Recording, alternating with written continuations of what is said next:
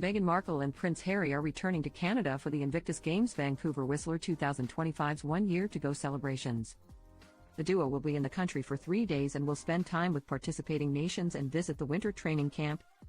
In 2017, the event was held in Toronto, Ontario, and it was the Duke and Duchess of Sussex's first public outing.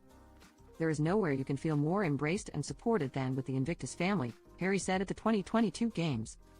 "The Toronto Games were our first time out and about publicly in an official way. We were dating at the time, so it was a lot to take in, but fortunately, we were with the perfect community for that.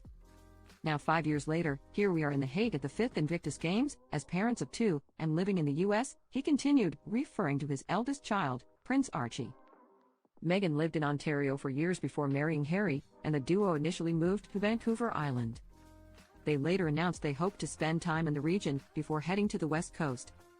"After many months of reflection and internal discussions, we have chosen to make a transition this year and starting to carve out a progressive new role within this institution," the Sussexes said in their 2020 announcement.